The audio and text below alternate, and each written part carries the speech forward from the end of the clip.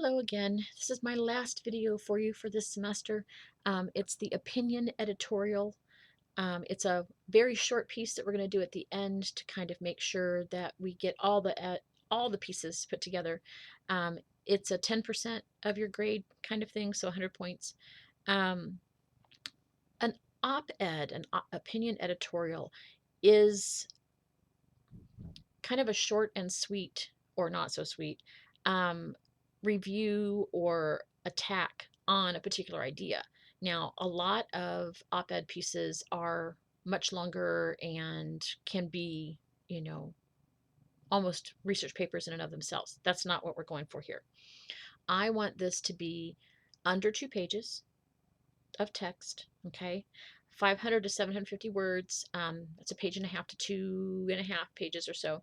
I want you to write your most exciting or critical opinion of the topic that you've been working with for our research project this semester.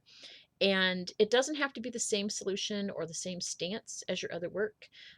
Maybe you want to challenge yourself and argue the opposite. Maybe you've determined by all of your research that the idea that you had at the beginning and the one that you actually had to work through in your paper isn't your actual thoughts at the moment. The op-ed piece is a shorter written argument, usually only a page. They're often published in newspapers or periodicals that don't have a whole lot of space for argument, and so you have to really be condensed. You have to utilize language and tone to get your point across in fewer words. They can also be a little less formal. Now, this does not mean they can be in text speak or something that you would, dash off to a friend. This is still standard edited English, and so you have to kind of keep that in mind.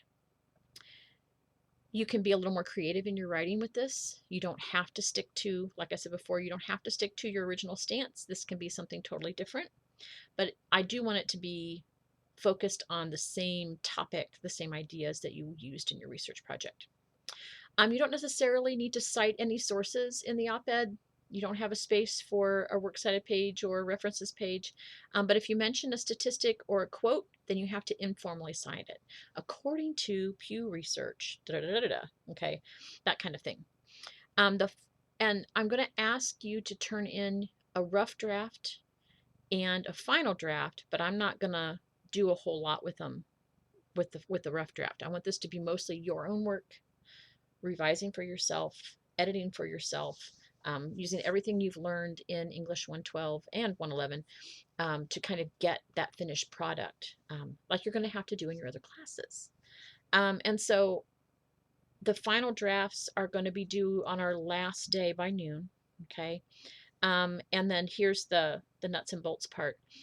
It should be at least 500 words, but no more than 750. I rarely give outside limits, but that's kind of the point of this, is it's this big, not this big. Okay. It needs to have a catchy title. Think of clickbait. Seriously. You only have a few seconds to reel your audience in to be able to read this particular one, so give it a good poppy title. Have a clear thesis. What are you trying to accomplish or propose? What's your claim? Okay, that should be very clear, and probably your second sentence. Your first sentence should be your hook. How are you going to get us interested? Okay. It has to be concise and cohesive. Stay on topic. Don't ramble. The normal stuff. Have an interesting last sentence to keep the audience's attention to the very end, and be free from surface errors. Edit this well. Now, you can have somebody else look at your paper if you want, but you don't have to. You have all the stuff you need for that. You are going to look at it through our last part of revising for voice.